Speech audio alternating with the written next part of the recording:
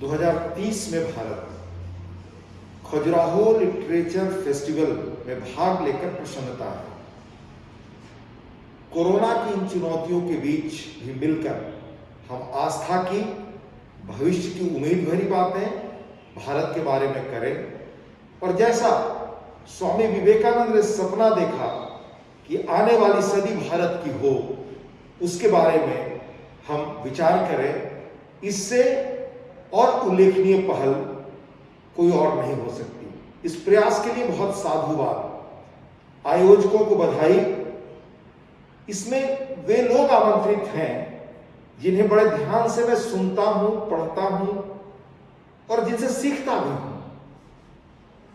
श्री राम माधव जी, भाई हेमंत शर्मा जी, जिनकी हाल की पुस्तक एकदा भारतवर्षे, भारत की क्या समृद्ध परंपरा रही है, अद्भुत है।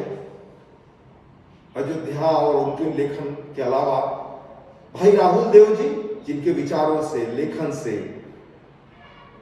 और बिल्कुल मैं कहूं कि हिंदी पत्रकारिता में आधुनिक सवालों को उठाने के लिए इस गहराई में जाकर वो काम करते हैं, वह सचमुच हम सबके लिए बड़ा उत्साह पैदा करने वाला और बड़ा सूचनात्मक और ज्ञानप्रद है। इसी तरह भाई अंशुमान तिवारी जी, आर्थिक विषयों पर उनका लेखन, उनका बोलना, और एक उनकी पुस्तक दो लोगों ने मिलकर लिखी जिसमें वो है कैसे उद्योग जगत यानी मर्केंटाइल हिस्ट्री, वाणिज्यिक और व्यापार वगैरह का क्या अतीत इतिहास में महत्व रहा है, अद्भुत किताब है। वो अन्य सभी दूसरे जो वक्ता इसमें आमंत्रित हैं। खजुराहो लिटरेचर फेस्टिवल का यह तीसरा वर्ष है और इतने कम समय में इस आयोजन ने अपनी पहचान बनाई। इसमें लोक नीति से लिखे, यह एक थिंक टैंक है। इसे एक उल्लेखनीय संस्था के रूप में मैं जानता हूं, जिनके कुछ पर्चे, पेपर्स, नोट्स हमने पढ़े हैं। लोक और नीति के बीच समन्वय काम करने का काम, जो इस टीम में युवा लोग नए ढंग से सोचने, समझने और गंभीरता से विचार करने वाले हैं, वे भाई सत्येंद्र त्रिपाठी जी, जयेश जी, पारुल महाजन जी, डॉक्टर विवेक मौर्य जी, दयानिधि जैसे अनेक योग्य युवकों, उनको उनकी इस टीम को बहुत बधाई। खजुराहो का नाम हमारी सांस्कृतिक ऐतिहासिक विरासत धरोहर से जुड़ा है। यह बुंदेलखंड का भी इलाका है। बुंदेलखंड की धरती पर लिटरेरी फेस्टिवल हो और उसमें आचार्य केशव, आचार्य पद्माकर,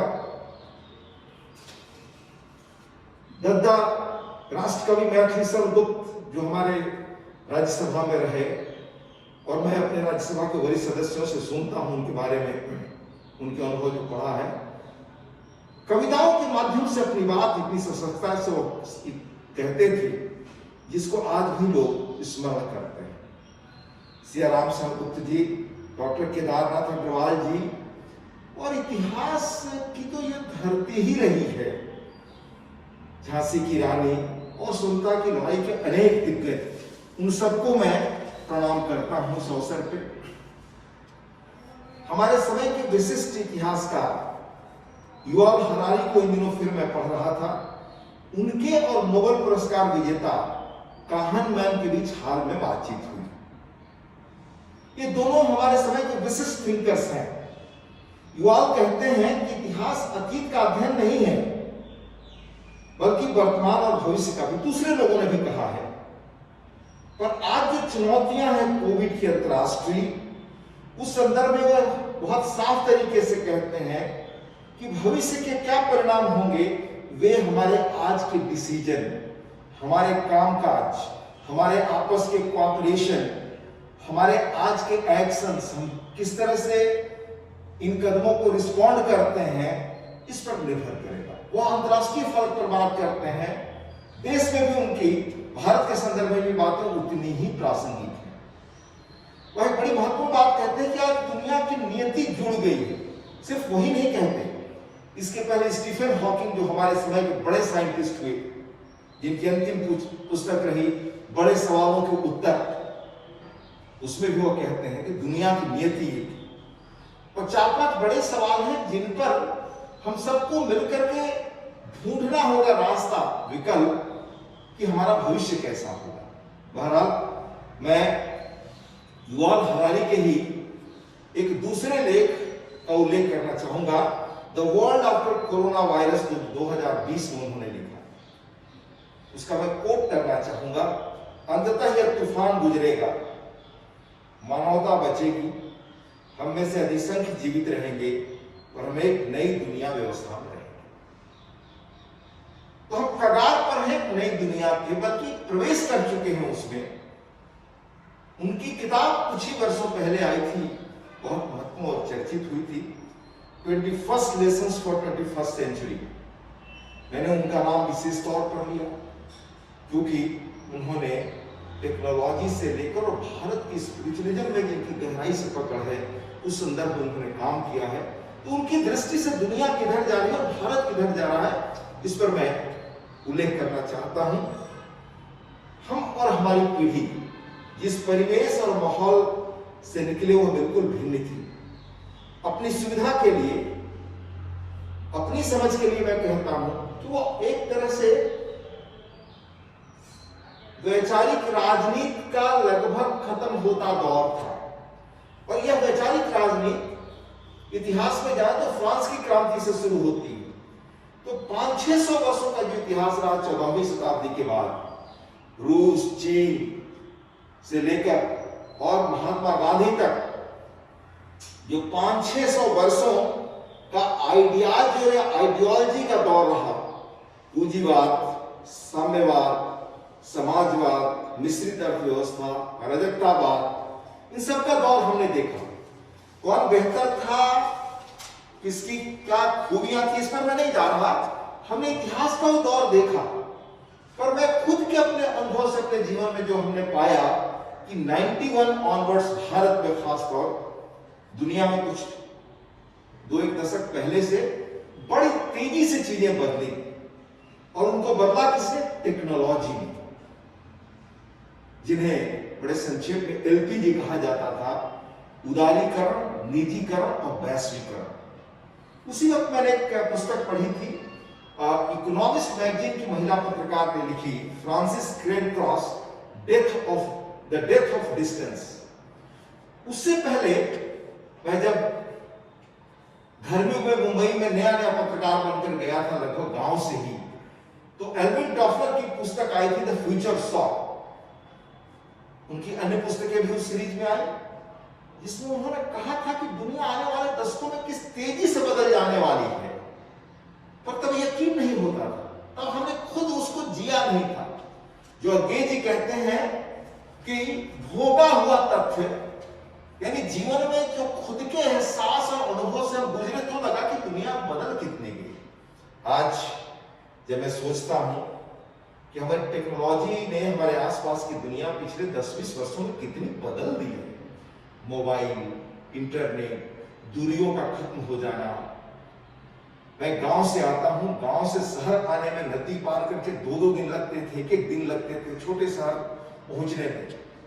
आज आप सुविधाएं हो गई हैं कि सुबह देश के सुदूर इलाके से चले वहां पहुंच सकते हैं। जो इनएसेसिबल इलाके थे, जो पटना वगैरह से पहुंचने में 2-2.5 दिन लगते थे, तो ये इन चीजों ने कैसे दुनिया बदल दी। अब उस टेक्नोलॉजी के आधार पर दुनिया में बदलाव की गति अध्ययन करने वाले लोग क्या कहते हैं कि आने वाले दशक में 21 से 30 के बीच के दशक, 10 वर्षों के बीच दुनिया कितनी तेजी से बदलने वाली है, और भारत उसे छूता नहीं रहने वाला। बदलाव की रफ्तार बहुत तेज है। पहले बदलाव की रफ्तार बहुत धीमी थी। तभी तो इकबाल ने कहा था कि बात है कुछ ऐसी की हस्ती मिटती नहीं हमारी, लंबा उनका यह नज्म है। पर भारत के इतिहासकार भी मानते हैं कि हमारे जीवन में चीजें बहुत समय का बोध था, धीरे धीरे चीजें बदलती थी, जल्द आसानी से बदलती नहीं थी। पर आज की तारीख में बदलाव की रफ्तार क्या है? दुनिया के जाने माने फ्यूचरिस्ट हैं, फ्यूचरोलॉजी तकनीक है जिसके आधार पर लोग अध्ययन करते हैं। ये सारे best brain, creative brain, technologist हैं। उसमें कुर्जविल का नाम बड़ा मशहूर है। 2016 में कुर्जविल ने कहा, अमेरिका के बड़े थिंक टैंक के बड़े टेक्नोलॉजिस्ट माने जाते हैं, जिनको वॉशिंगटन पोस्ट से लेकर और बाकी लोगों ने माना है कि उन्होंने कहा है कि दुनिया इस रफ्तार से बदलेगी। इतने प्रामाणिक आवाज के रूप में वो स्वीकार किए जाते हैं। उन्होंने कहा 2016 में कि अपने जीवन काल में हम 20,000 वर्षों का परिवर्तन देखने वाले हैं। हम मान लें कि जब उन्होंने कहा होगा 2016 में तो 50 वर्ष की उम्र होगी, वो और 100 वर्ष जिए और लंबी उम्र को उनको मिले 150 भी वर्ष मान लिया, तो आने वाले 60, 70, 80 वर्षों में, 100 वर्षों में ये दुनिया बदल जाएगी। 20,000 वर्षों में पहले जो बदलाव हुआ है, तो सारी सभ्यता और सारी उपलब्धियां तो पिछले 20,000 वर्षों से ही मुख्यतः हमने पाई है। 20,000 वर्षों का परिवर्तन आप देखें, दुनिया कहां से कहां पहुंच गई। भाप का आंदोलन, ब्रिटेन की ताकत, अमेरिका की ताकत, फिर एशिया में नई ताकतों का उदय से लेकर आज तक, और टेक्नोलॉजी ने तो 20-25 वर्षों में संसार ही बदल दिया।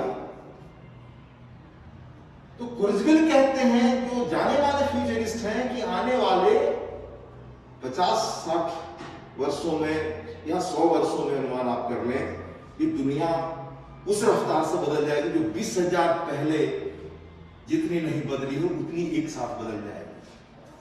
अब हमारे भारत के एक बड़े जाने माने युवा टेक्नोलॉजिस्ट की पुस्तक में पढ़ रहा था, Atul Jalan, where will man take us, इंसान हमको ले कहां जाएगा। टेक्नोलॉजी से कैसा समाज बन रहा है, इंसान टेक्नोलॉजी कैसा गढ़ रही है। और पहली चीज कहते हैं जो बड़ा स्ट्राइकिंग लगता है कि 150 वर्ष तक जिंदा रहने वाला इंसान अब पैदा हो गया। यानी टेक्नोलॉजी ने मुमकिन कर दिया है कि लंबी उम्र आपको मिले। इंसान जो अमर होने की ख्वाहिश देखता रहा, तो अमर हो या ना हो लेकिन दीर्घजीवी होगा, इस कगार पर आप पहुंच गए हैं। Nano technology, robotics, artificial intelligence, biotech, ये सारे इलाज के नए रास्ते। तब आप समझ लें कि इंसान एक नए विकास के धरातल पर है। यह अलग बात है कि साथ चुनौतियां भी है कि कोविड जैसा एक कोई कीटाणु पैदा होता है, वो हमारी सारी सभ्यता, सारी उपलब्धियों को चुनौती देता है। हमें इस बीच रहना होगा, जो टेक्नोलॉजिस्ट कह रहे हैं।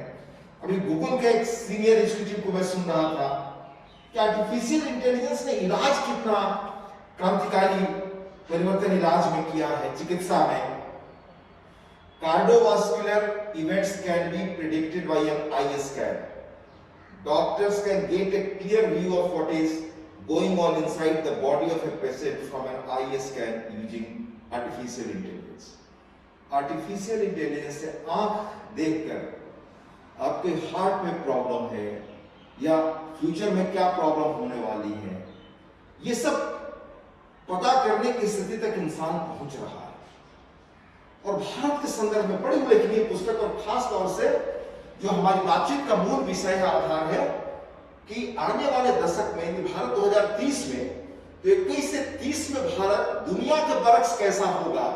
बड़ी उल्लेखनीय पुस्तक आई है राजीव मल्होत्रा की, जो मूलतः भारतीय पर अमेरिका में रहते हैं, और शायद 70 के दशक में आर्टिफिशियल इंटेलिजेंस पर उन्होंने बड़ा गहराई से काम किया था। और ये किताब तो हर भारतीय को पढ़नी चाहिए, artificial intelligence and the future of power, 5 battle grounds, यानी आर्टिफिशियल इंटेलिजेंस और दुनिया के 5 फ्यूचर के बैटल ग्राउंड, जिन पर निर्णय होगा कि दुनिया किधर जाएगी, कौन सा देश कहां होगा, वो फ्यूचर के क्या है। और वो कहते हैं कि 21 से 30 के बीच का दशक संसार को बदल देगा, और ये आर्टिफिशियल इंटेलिजेंस के कारण होगा। इसमें डिजिटल डिवाइड होगा, इसमें जो विकसित देश है बहुत तेजी से और आगे जाएंगे। देश के अंदर भी वो कहते हैं जो विकसित राज्य हो बहुत तेजी से आगे बढ़ेंगे, यानी असमानता बहुत तेजी से बढ़ेगी। पर भारत के संदर्भ में उनकी दूसरी चीजों का मैं उल्लेख करना चाहूंगा। वो कहते हैं कि आज दुनिया में आर्टिफिशियल इंटेलिजेंस की दो बड़ी ताकतें हो गई हैं, अमेरिका और चीन। इंडिया स्पेसिफिक उन्होंने लिखा है कि भारत का भविष्य कैसे मजबूत हम करें, इस पर हम गौर करें। यानी उनके अनुसार जो नया एरा आने वाला है, तो इंपीरियलिज्म का दौर खत्म हो गया, दूसरों को कॉलोनाइज करने का दौर खत्म हुआ, लेकिन अब डिजिटल कॉलोनाइजेशन का दौर शुरू होने वाला है। मैं मानता हूं कि जितनी चीजें अभी तक हमने उल्लेख की और जो हमारा मूल विषय है कि भारत 2023, उसमें मैं पुनः याद दिलाना चाहूंगा आपको। मैंने बात केल्विन टॉफलर से शुरू की थी, जिन्होंने कहा था दुनिया बड़ी तेजी से बदलेगी। ये 80 के दशक में मैंने किताब पढ़ी थी जब मैं बिल्कुल युवा ही था। उसके बाद अभी हाल में अतुल जारान की पुस्तक का उल्लेख किया, कुरुजगिल की बात का उल्लेख किया, राजीव मल्होत्रा जी की पुस्तक का मैंने की चर्चा की। ये सब विशेषज्ञ हैं, विशिष्ट लोग हैं जो बताते हैं कि दुनिया किस कदर बदल रही है। मैं बहुत लेमैन की तरह से सोचता हूं कि मैं गांव से हूं, तो मैं मानता हूं कि विचारों की जो पहले दुनिया थी, उन विचारों की दुनिया के संसार को, इतिहास को, सब कुछ चीजों को बड़ी तेजी से बदला, बड़ी गहराई से बदला। महात्मा गांधी का उदय, तीसरी दुनिया के देशों का एकत्र होना, उसके पहले मार्क्स के विचार, और मैं मानता हूं कि मार्क्स के विचार हम व्यक्तिगत सहमत हो अलग बात है, और दादा धर्माधिकारी हमारे सर्वोदय चिंतक कहा करते थे कि मार्क्स का जो विचार है वो कॉन्टिनेंट को पार कर, महाद्वीपों को पार कर, गांव की झोपड़ियों तक, भाषाओं और संस्कृतियों को पार कर पहुंचा। पर आज साथियों, मैं मानता हूं कि स्टीव जॉब्स का आईपैड, यह मोबाइल, यह नई तकनीक घर घर पहुंच गई है। विचारों को टेक्नोलॉजी पीछे छोड़ चुका है, टेक्नोलॉजी दुनिया को बहुत तेजी से बदल रही है, और भारत को इसके अनुसार अपनी चीजों को बदलना होगा। और मैं कहना चाहूंगा बहुत संतोष के साथ कि 2014 के बाद भारत सरकार ने बड़ी तेजी से इस दिशा में कदम बढ़ाए हैं, ताकि हम दुनिया के समकक्ष, दुनिया में मजबूती से खड़े हो सके, हम भी अपनी पहचान जो विवेकानंद ने सपना देखा था वैसा बनाए। हालांकि अतीत में हम इसमें विलंब से इन चीजों में प्रगति कर पाए। यह दुनिया ज्ञान की अर्थव्यवस्था बनने की ओर बढ़ चुकी थी पहले से, पर नॉलेज सोसाइटी कैसे बने, यह 2014 के बाद बड़ी तेजी से प्रयास हो रहा है। मैं उल्लेख करना चाहूंगा भारत सरकार की जो नीति है, जो हमें सबल और सक्षम बनाएगी, और जिन पर लोक नीति या लिटरेचर फेस्टिवल के माध्यम से चर्चा कर हम जन जन तक लोगों को पहुंचाएं, क्योंकि लोग स्वीकार करने के रास्ते हैं हमारे तकदीर को बदलने के लिए। Digital India, digital literacy, digital divide खत्म करने का सरकार का प्रयास, बड़ा फार्मूले के रूप में यह कहा जाता है 3IT, यानी इंडियन टैलेंट 7+ इंफॉर्मेशन टेक्नोलॉजी बराबर इंडिया टुमारो, यानी भविष्य का भारत। भारतीय प्रतिभाएं अद्भुत है जो इन टेक्नोलॉजी कंपनियों को दुनिया में चला रही हैं, और इंफॉर्मेशन टेक्नोलॉजी, ये मिलकर भारत का भविष्य कैसे बने, 2030 में इसकी निर्णायक भूमिका होगी। यह ज्ञान की अर्थव्यवस्था होगी। दशकों से हम पिछड़ गए थे, अब गति आई है 2014 के बाद बहुत तेजी से, ताकि हमारी समस्याओं का समाधान। इस आर्टिफिशियल इंटेलिजेंस से, टेक्नोलॉजी से बड़े परिवर्तन आपको दिखेंगे, जो हुए हैं हाल में और होंगे आने वाले भविष्य में। जैसे डायरेक्ट बेनिफिट स्कीम, DBT, कभी हमारे व्यवस्था के शिरोमणि प्रधानमंत्री होते हैं, किसी पूर्व प्रधानमंत्री ने अपनी व्यवस्था जारी की थी। मैं मानता हूं कि उन्होंने ईमानदारी से स्वीकार किया था। ऊपर से 100 पैसे भेजते हैं तो बमुश्किल नीचे कुछ एक पैसे रहे, 85 पैसे गायब हो जाते हैं, बहुत कम पहुंचते हैं। मित्रों, आज भारत सरकार के 56 मंत्रालयों की 426 योजनाएं, 11.1 लाख करोड़ पैसे DBT के माध्यम से पहुंचा है, और 1.7 लाख यानी 170 लाख करोड़ की बचत हुई है। आप समझ सकते हैं कि टेक्नोलॉजी ने किस तरह चीजों को बदला है। लगभग 126 करोड़ भारतीयों का आधार बना है। जनधन खाते आज लगभग 39 करोड़ के आसपास हैं, जिसमें अधिकांश महिलाएं और समाज के कमजोर तबकों के लोग हैं, जो आज जिनका इकोनॉमिक इंपावरमेंट हो रहा है। 1.33 लाख करोड़ लाभार्थियों के बैंक खाते में पैसा है, जिसमें असंख्य महिलाएं हैं। यानी विमेन इंपावरमेंट कैसे हो रहा है। मैं ये टेक्नोलॉजिकल चीजों और बहुत सारी आपको बता सकता हूं जो प्रयास हो रहे हैं। मैं क्यों बता रहा हूं? क्योंकि टेक्नोलॉजी ही चीजों को बड़ी तेजी से बदल रही है, हमें समझ लेना होगा और इस पर देश में आम सहमति हमें बनानी चाहिए। इसको मोटे तौर पर अगर आप देखें, जैसा मैंने कहा मैं गांव का व्यक्ति हूं, उसी ढंग से सोचता हूं एक लेमैन के रूप में, तो इतिहास में आप पीछे जाए, बाहरी आक्रमणकारी आए तो हम तोप के मुकाबले तलवार से लड़ रहे थे। अंग्रेज आए, उन्होंने भाप की ताकत से पूरी दुनिया पर किस तरह राज्य किया। एक छोटा सा इलाका केरल के बराबर ही उनका देश होगा। फिर 45 में अमेरिका की ताकत और 78 में चीन में देंग सियाओपिंग ने कहा कि बिल्ली काली है या सफेद, इसे क्या फर्क पड़ता है, असल सवाल है कि चूहे को पकड़ सकती है या नहीं। उनका बड़ा प्रतीकात्मक कथन था। उन्होंने कहा कि हमारी व्यवस्था ऐसी है कि नहीं जो हमें संपन्न बना सकती, वो आर्थिक ताकत बना सकती, वो आर्थिक महाशक्ति बना सकती। हम 78 से सजग नहीं रहे। उस एक चीज ने उनकी तकदीर को बहुत बड़ा बदला। एक लंबा इतिहास है कैसे आर्थिक महाशक्ति उन्होंने उस वक्त की अपॉर्चुनिटीज को इस्तेमाल करके अपने को बनाने के काम में लगाया। इसलिए इन उदाहरणों से मैं बताना चाहता हूं कि टेक्नोलॉजी के द्वारा जो परिवर्तन के द्वार पर दुनिया खड़ी है, उसमें मत चूको चौहान वाली स्थिति हमारी होनी चाहिए कि हम इसका लाभ लेंगे। और भारत सरकार इसकी व्यापक पैमाने पर कोशिश कर रही है, नए कदम उठाए हैं, उसने नई नीतियां बनाई हैं बड़ी तेजी से।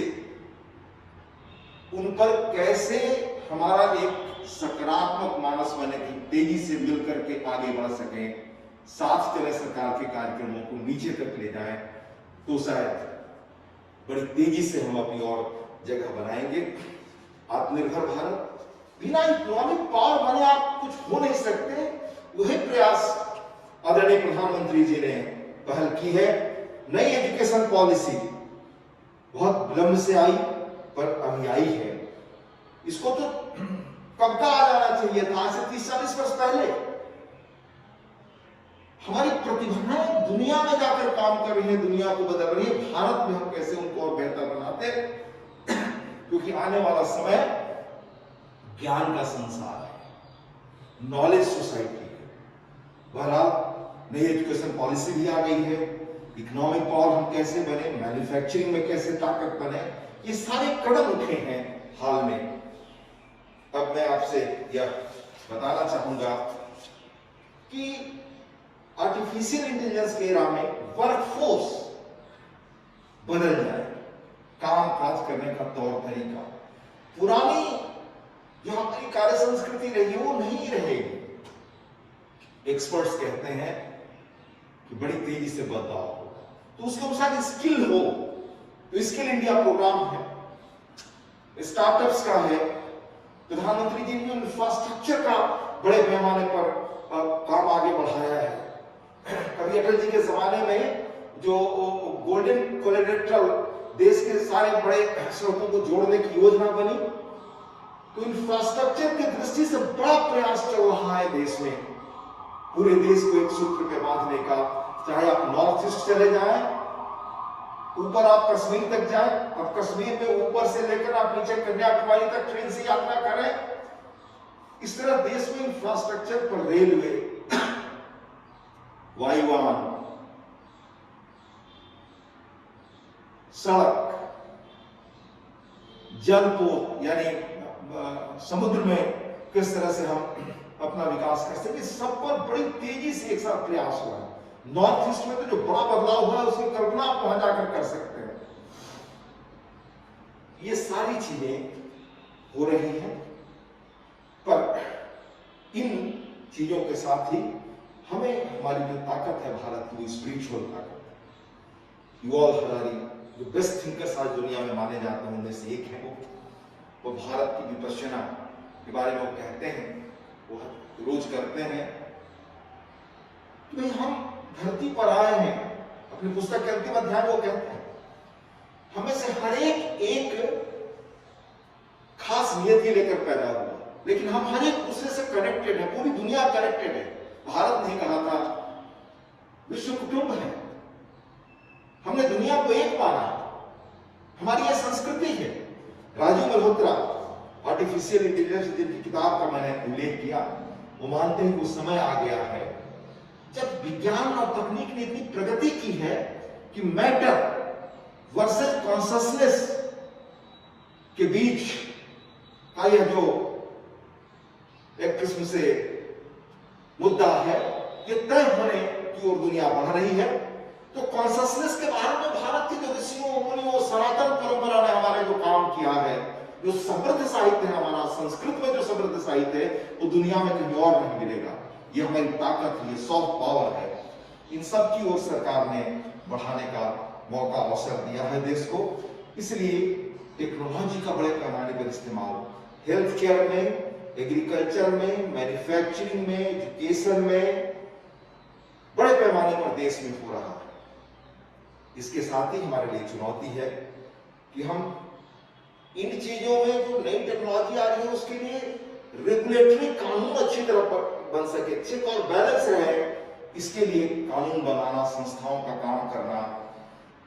शहरों में बड़े पैमाने पर विकास होगा और सेकंड टायर के शहरों में विकास होने वाला है। सरकार ने स्मार्ट सिटी की योजनाएं बनाई है, डिसेंट्रलाइजेशन और urbanisation, ease of living second tier cities में, ease of doing business, skill entrepreneurship, foreign relations और ट्रेड। पेंडेमिक के बाद की दुनिया में विदेशी व्यापार, यह संबंध एक नए दौर, एक नए माहौल में तय हो रहे हैं।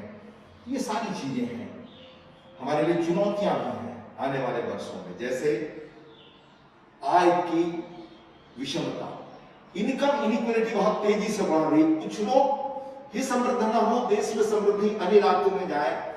यह रीजनल डिसेपरेटी भी है, देश के कुछ राज्य आगे कुछ पीछे, पर इन सब पर सरकार ने गौर किया है कि कैसे जो राज्य पीछे छूट गए उनको आगे तेजी से ले जाए।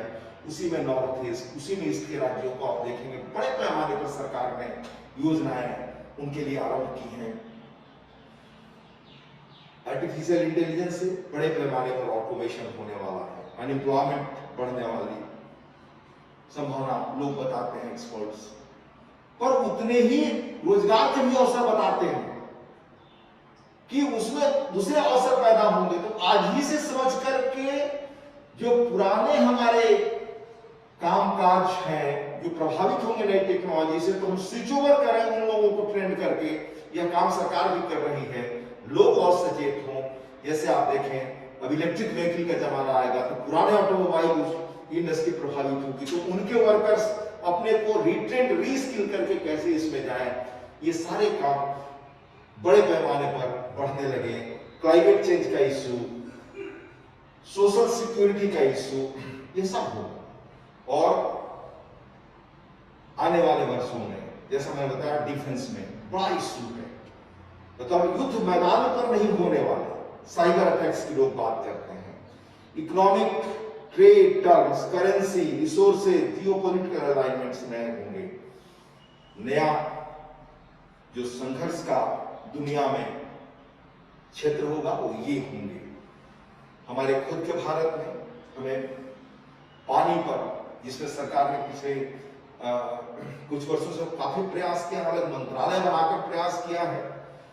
दुनिया की 16% आबादी हमारे पास है, 4% फ्रेश वाटर है पीने का। तो क्लाइमेट चेंज से लेकर के इन सब इश्यूज पर हमारे लिए आने वाले वर्षों में हम किस रास्ते चलते हैं बड़ा निर्णायक होगा। साथ ही हमारे लिए सबसे सुखद बात है कि हम फूड सिक्योरिटी की जोर में खड़े हैं। हम खाद्यान्न कितना उत्पादित कर रहे हैं, कभी खाद्यान्न के लिए हमारी क्या स्थिति थी, और यूएन का आंकड़ा कहते हैं कि बड़ी तेजी से हमने गरीबी को खत्म किया है। साथ ही और कोविड जैसी चीजें, कोविड जैसे हालात में हमारी आबादी इतनी है कि हम मिल करके कानूनन नियम को पालन करें, कोविड के अनुशासन को पालन करें। ये इस तरफ एक सभ्य समाज में कानूनों का पालन करना हमारे अपने हित में है। नागरिकों की पहल के बगैर संभव नहीं हो सकता, सहयोग के बगैर हम करें और हालात को संभालें। यह हमारी हमसे कम यह अपेक्षा व्यवस्था में, एक सभ्य समाज में, लोकतांत्रिक समाज में की जाती है। यह एक माहौल बने देश में, तभी हम 2030 की ओर बड़ी ताकत से बढ़ेंगे। मैं यह कहना चाहूंगा कि इन सारे बदलाव, इस तरह के लिटरेरी फेस्टिवल में जो आयोजन होते हैं या जो काम हो रहा है, उससे लोगों के एटीट्यूड बदलने में, थिंकिंग बदलने में बड़ा असर पड़ता है। आप देखेंगे कुछ देश ऐसे भी हैं जिन्होंने अपने मुल्क के बारे में 100 वर्ष की योजना बना रखी है। उनके दस्तावेज आए हैं 1949 से 2049 की, कैसे हमें विश्व में ताकत बनना है। अपने ट्रेनिंग स्कूलों में, अपनी पार्टी के ट्रेनिंग स्कूलों में पढ़ाते हैं कि आने वाली दुनिया में कैसे ट्रेड, इंडस्ट्री, पॉलिसीज होंगे सुपर पावर बनने के लिए। कम से कम आर्थिक महाबली बने बगैर आने वाली दुनिया में आप सदी अपनी निर्णायक नहीं बना सकते। इसलिए हमें अपना एटीट्यूड, थिंकिंग उस अनुरूप बनाना होगा। उसमें लोक नीति जैसी संस्था की बड़ी भूमिका है, इस आयोजन लिटरेरी फेस्टिवल की बड़ी भूमिका है। अब आप देखें हमारे यहाँ क्या है, इतनी पुरानी पार्लियामेंट बिल्डिंग, और पहले के कई स्पीकर्स कह चुके हैं नई बिल्डिंग चाहिए, इसको हेरिटेज बिल्डिंग बनाना चाहिए। एक बिल्डिंग आप बनाने जाएं तो सैकड़ों पीआईएल पहुंचते हैं। मैं जब संसद में आया तो डिफेंस कमेटी में था, मैं जानना चाहता था क्या हालात है, थोड़ी मेरी रुचि थी। एयरफोर्स के बारे में सूचना मिली कि 42 स्क्वाड्रन होना था, बहुत पहले हमने तय किया था, कई दशक पहले। हमारे विमान खत्म होते जा रहे हैं, हम 32 स्क्वाड्रन की ओर पहुंच रहे हैं। एक तरफ यह हालात और हमारे लड़ाकू विमान, अस्त्र शस्त्र ये सब भी नहीं जो हम बाहर से खरीद सकते हैं। खरीदे तो नया विमान, खरीदे तो नई आपत्ति। ये सब माइंडसेट बदलना पड़ेगा हमें। हमारे देश में 42 ऑर्डिनेंस फैक्ट्रियां हैं जो अंग्रेजों ने बनाकर उस वक्त छोड़ी थी, बड़े इंफ्रास्ट्रक्चर के साथ। हम कैसे उनको दुनिया के स्तर पे बनाए, जो सरकार आज करने जा रही है। ऐसी चीजें ही भारत का भविष्य तय करेगा, और उस ओर सरकार सारा प्रयास कर रही है। पर एक माहौल बने, सब लोग साथ हों इस मामले में, क्योंकि भारत विवेकानंद के सपनों के अनुसार जगत गुरु बने, इसमें कहाँ किसी को विवाद हो सकता है। और उसे बनाने के सर्वमान्य रास्ते यही है जो हमने चर्चा की। इसमें अनेक विशिष्ट लोग शामिल हैं जो अपने विचार बताएंगे, उनके विचारों से लोग लाभान्वित होंगे। इस आयोजन के लिए आयोजकों को पुनः बहुत बधाई, आपने मुझे शामिल होने का मौका दिया। मेरा बहुत बहुत नमस्कार।